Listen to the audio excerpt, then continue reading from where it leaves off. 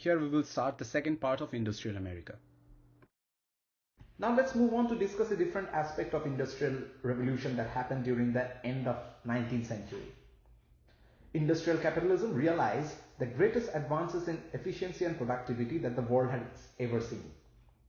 Massive new companies marshaled capital on an unprecedented scale and provided enormous profits that created unheard fortunes. But it also produced millions of low-paid, unskilled, unreliable jobs with long hours and dangerous working conditions. The notion of a glittering world of wealth and technological innovation masking sweeping social inequalities and corruption gave the era its most common label, the Gilded Age. This term borrowed from the title of an 1873 satirical novel by Mark Twain and Charles Warner.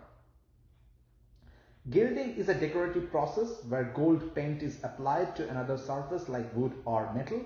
So the Gilded Age was one that looked beautiful at first glance, but whose shiny facade could be stripped away to reveal something plain or even ugly. Industrial capitalism confronted Gilded Age Americans with unprecedented inequalities. The sudden appearance of the extreme wealth of industrial and financial leaders alongside the crippling squalor of the urban and rural poor shocked Americans.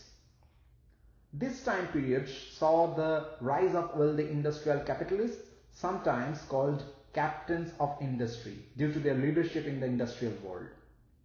However, this group also came to be called as the robber barons, because they often used morally questionable techniques to advance their businesses and because their extravagant lifestyles resembled those of the old European aristocracy. These so-called robber barons, including railroad operators such as Cornelius Vanderbilt, oilmen such as Rockefeller, steel magnates like Andrew Carnegie, bankers like J.P. Morgan, won fortunes that, adjusted for inflation, are still among the largest of the nation has ever seen.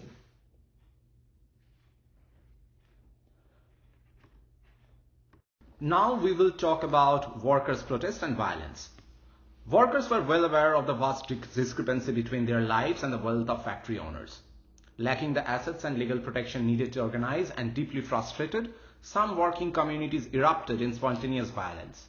The coal mines of eastern Pennsylvania and the railroad yards of western Pennsylvania, central to both respective industries and home to large immigrant working enclaves, saw the brunt of these outbursts. The combination of violence, along with several other factors, blunted any significant efforts to organize workers until well into the 20th century. Business owners viewed organization efforts with great mistrust, capitalizing upon widespread anti-union sentiment among the general public to crush unions through open shops, the use of strike breakers, YOLO dog contracts in which the employee agrees not to join a union as a precondition of employment, and other means. Workers also faced obstacles to organization associated with race and ethnicity, as questions arose on how to address the increasing number of low-paid African American workers, in addition to language and cultural barriers introduced by the large wave of southeastern European immigration to the United States. As violence erupted, such events seemed only to confirm widespread popular sentiment that radical un-American elements were behind all union efforts. In the 1870s, Irish coal miners in eastern Pennsylvania formed a secret organization known as the Molly Maguires, named after the famous Irish patriot. Through a series of scare tactics that included kidnappings, beatings, and even murder, the Molly Maguires sought to bring attention to the miners' plight as well as to cause enough damage and concern to the mine owners that the owners would pay attention to their concerns. Owners paid attention, but not in the way that the protesters had hoped. They hired detectives to pose as miners and mingle among the workers to obtain the name of the Molly Maguires.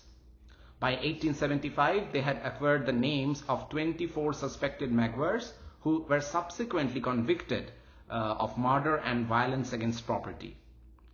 As I mentioned already, that public opinion was not sympathetic towards labor's violence methods as displayed by the Molly Maguires. But the public was further shocked by some of the harsh practices employed by government agents to crushed the labor movement as seen the following year in the Great Railroad Strike of 1877. After incurring a significant pay cut earlier that year, railroad workers in West Virginia spontaneously went on strike and blocked the tracks.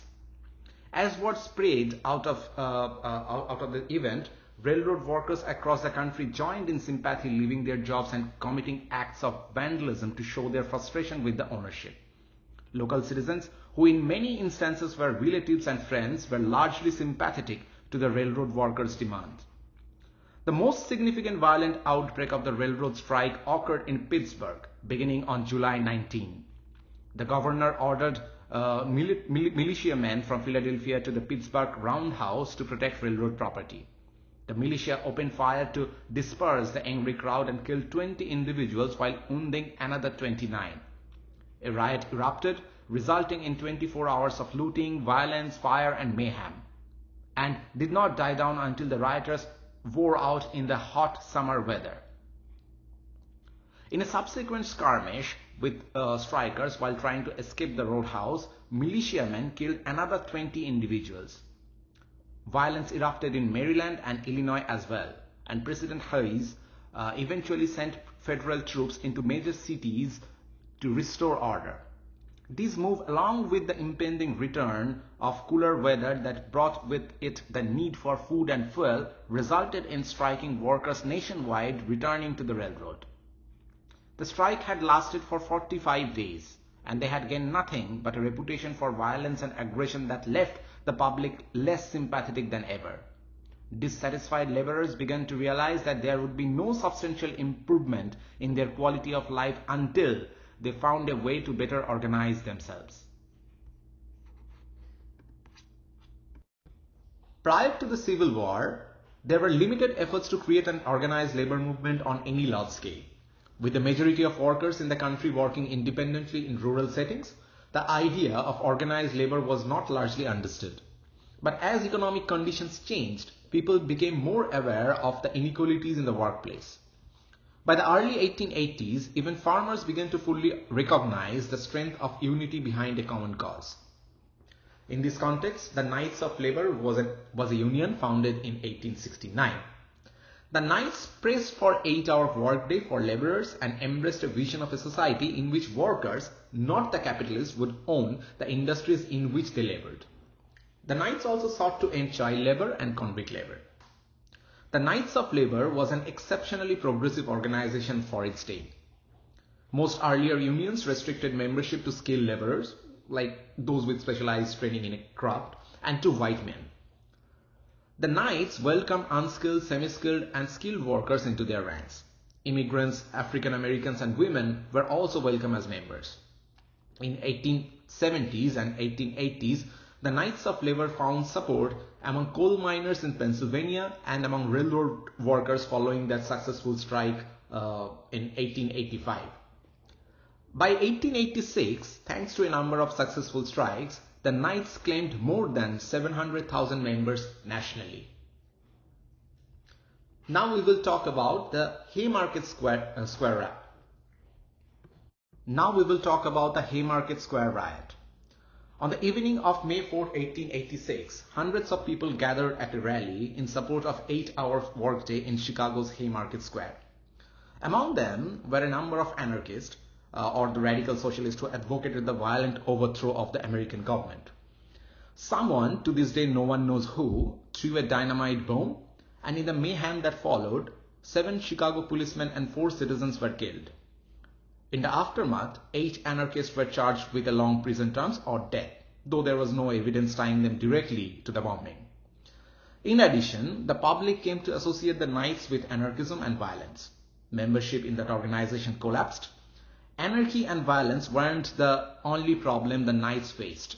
It also proved difficult to organize unskilled workers, as owners could easily replace them if they went on strike.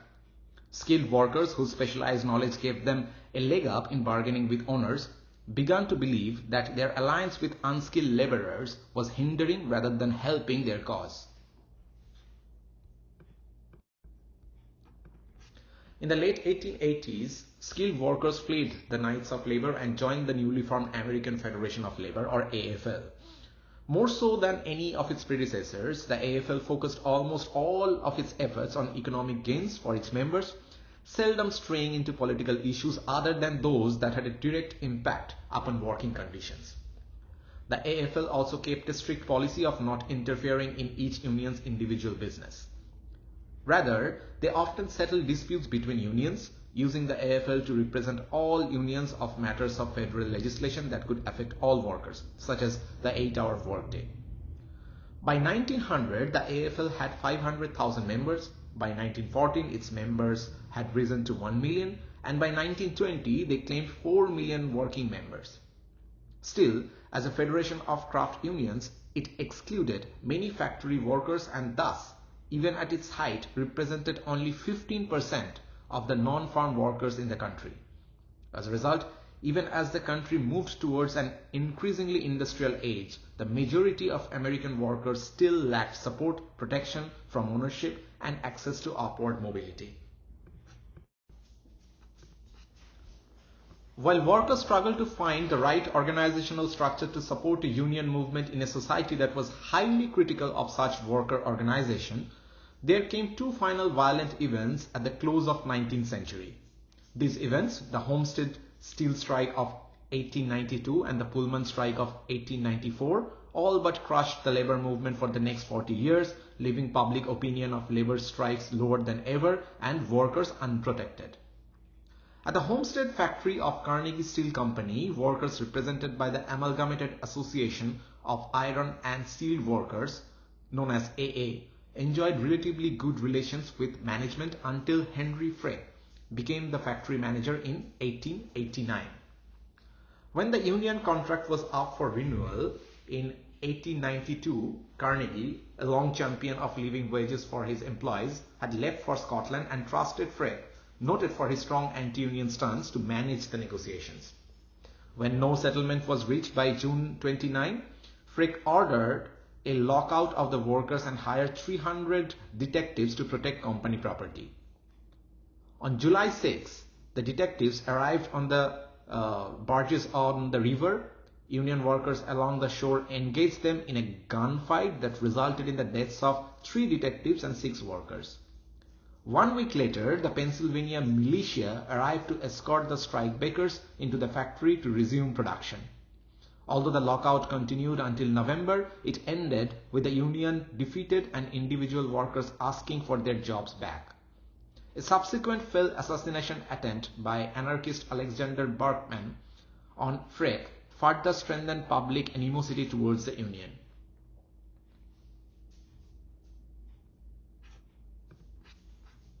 Another strike with a disastrous outcome was the Pullman strike. George Pullman was an engineer who designed a popular railroad sleeping car.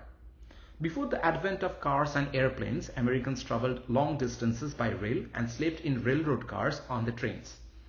George Pullman manufactured the nation's most popular sleeping cars, and Pullman was so successful that he built a company town outside of Chicago.